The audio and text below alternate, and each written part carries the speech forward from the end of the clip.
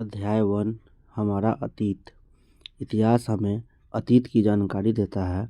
अतीत को जानना इसलिए ज़रूरी है कि अतीत को जानकर ही हम वर्तमान को समझ सकते हैं और भविष्य के निर्माण के लिए सोच सकते हैं।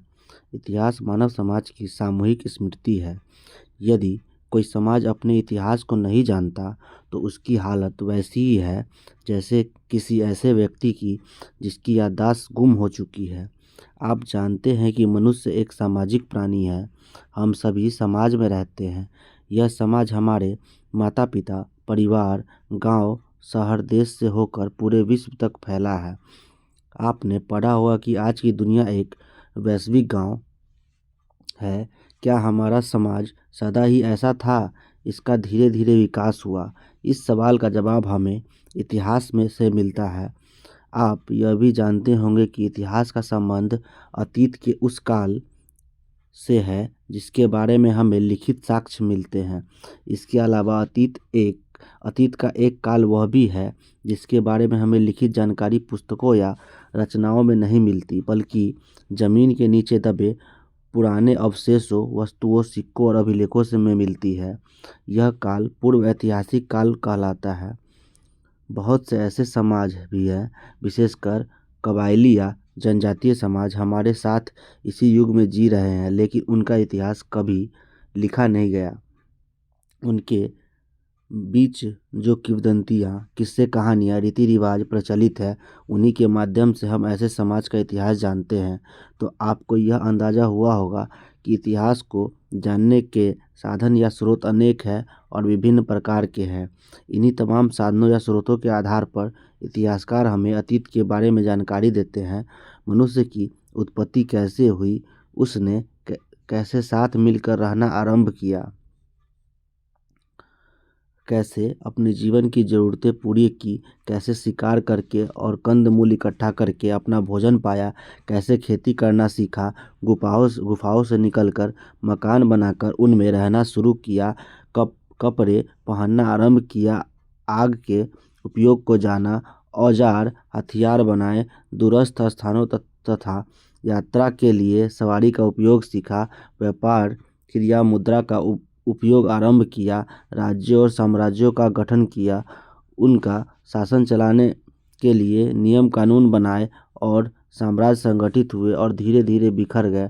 उत्थान और पतन का चक्र किस प्रकार चलता रहा, इन सब बातों की जानकारी आप इतिहास से प्राप्त करते हैं। आपकी पाठ्य पुस्तक इसी संबंध में आपको जानकारी प्रदान करेगी।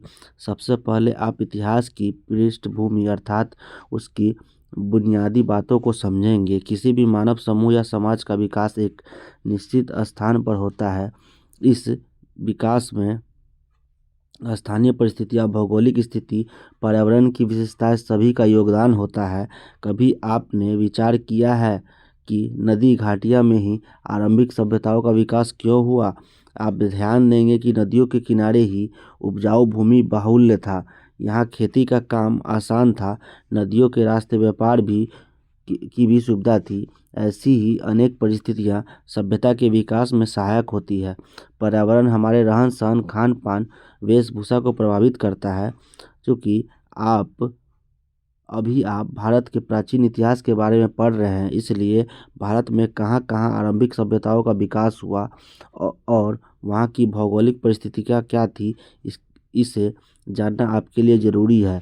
फिर आप कालक्रम से संबंध में जानेंगे। इतिहास की प्रक्रिया बहुत लंबे काल तक फैली है। सुविधा के लिए हम इसे छोटे छोटे कालों में बांट देते हैं। ऐसा क्यों किया जाता है, किस आधार पर किया जाता है, यह आप जानेंगे। फिर आप यह भी देखेंगे कि अतीत की जानकारी किन साधनों से प्राप्त होती है और तुलनात्मक रूप से इसका अध्ययन क्या महत्व और उपयोगिता है। तीसरे अध्याय में आप मनुष्य के जीवन के उस चरण के बारे में पढ़ेंगे जब वह संगठित होकर रहने लगा था, अर्थात एक समाज का विकास तो होने लगा था, मगर सभ्यता की किरण अभी नई फूटी थी। इन मनुष्यों का जीवन सरल था परंतु कठिन भी। कंदमूल जमा करके या शिकार करके ये अपनी ज़रूरतों को पूरा करते थे।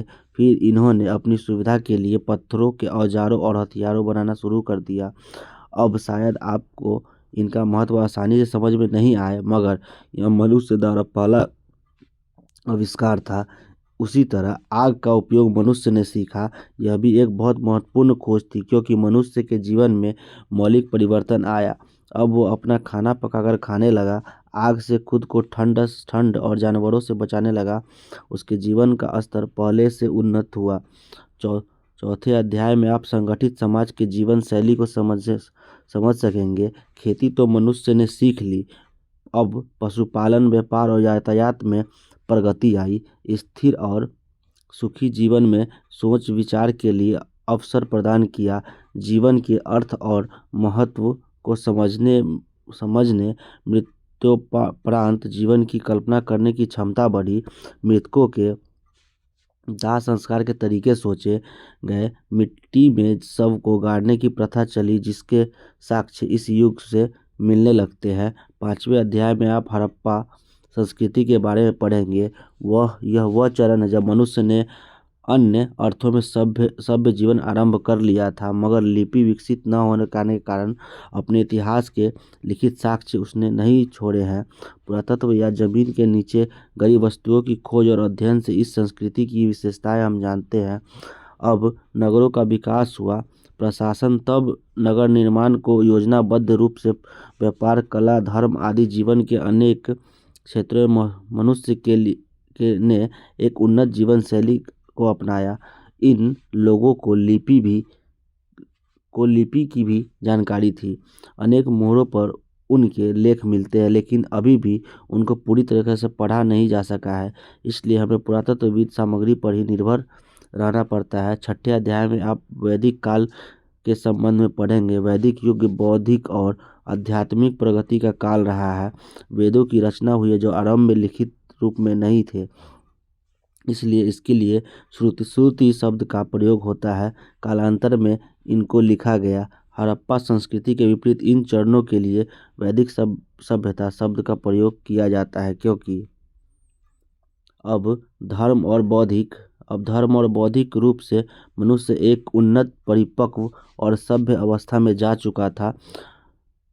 विकास का क्रम चलता रहा और पूर्व वैदिक से उत्तर वैदिक काल के बीच जीवन का सरल रूप ज़्यादा विकसित और जटिल बनता गया। 7वां अध्याय उस चरण को दर्शाता है जब भौतिक जीवन और बौद्धिक जीवन दोनों में हुई प्रगति का एक समन्वित रूप सामने आया। राज्यों के विकास का क्रम आरंभ हुआ और इससे संबंधित सैनिक, प्रशासनिक और राजनयिक गतिविधियां आरंभ हुई। दूसरी ओर धर्म और दर्शन के क्षेत्र में नए विचार उत्पन्न हुए। बौद्ध और जैन धर्म के रूप में नई विचारधाराएं उत्पन्न हुई, जिनका प्रभाव भारत ही नहीं विदेशों पर भी पड़ा। इस बौद्धिक विकास के संबंध में आप 8वें अध्याय में पढ़ेंगे।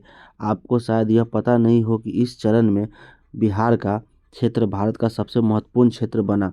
विश्व के प्रथम गणराज्य और भारत में पहले साम्राज्य की स्थापना बिहार में हुई। इस तरह बौद्ध और जैन धर्म की उत्पत्ति का केंद्र भी बिहार था। अध्याय 9 में आप मौर्य साम्राज्य का इतिहास पढ़ेंगे। विशेषकर अशोक महान की उपलब्धियों से आप परिचित होंगे, जिसने पहली बार एक कल्याणकारी राज्य की स्थापना की और भारत के पड़ोसी राज्यों में मैत्रीपूर्ण संबंध स्थापित किए। आगे चलकर इन्हीं संबंधों से भारत के सांस्कृतिक प्रभाव का विदेशों में विस्तार हुआ। 10वां अध्याय मौर्य साम्राज्य के पतन के बाद भारत की राजनीतिक स्थिति को दर्शाता है। विशाल साम्राज्य के स्थान पर अब छोटे छोटे क्षेत्र राज्य भारत में स्थापित हुए। इसमें कुछ ऐसे भी राज्य थे जिसकी स्थापना विदेशी मूल के शासकों ने की थी। इसके फलस्वरूप सांस्कृतिक आदान प्रदान की प्रक्रिया और समृद्धि हुई। इसी काल में दक्षिण भारत में भी सभ्यता के विकास के साक्ष्य हमें मिलते हैं। 11वां अध्याय सुदूर क्षेत्रों में भारत के प्रभाव के विस्तार के संबंध में विस्तृत जानकारी के लिए सहायक है। आप यह जान सकेंगे कि किस प्रकार बौद्ध धर्म और उनके प्रभावाधीन कला और शिल्प के क्षेत्र में नई परंपराओं का विकास हुआ। 12वें और 13वें अध्याय में आप भारत में होने वाली राजनैतिक, प्रशासनिक, आर्थिक और सांस्कृतिक प्रगति के संबंध में जानकारी प्राप्त करेंगे, जबकि अंतिम अध्याय में आप कुछ प्रमुख इतिहासकारों के संबंध में जानकारी प्राप्त कर सकेंगे। बच्चों, उपयुक्त उदाहरणों से आपको यह अनुमान हुआ होगा कि इतिहास का अध्ययन क्यों महत्वपूर्ण और उपयोगी है। आपने देखा होगा कि मानव समाज के विकास का क्रम एक लंबे समय तक फैला है। इसमें उत्थान और पतन दोनों बारी बारी से प्रस्तुत होते हैं। इसके पीछे अनेक कारण होते हैं। इतिहास हमें उन कारणों का बोध कराता है और तभी हम अपने अतीत को जान पाते हैं। अतीत की जानकारी हमें अपने वर्तमान और भविष्य को बेहतर बनाने में सहायता प्रदान करती है। यही कारण है कि इतिहास को समझना हमारे लिए आवश्यक है और अनिवार्य भी।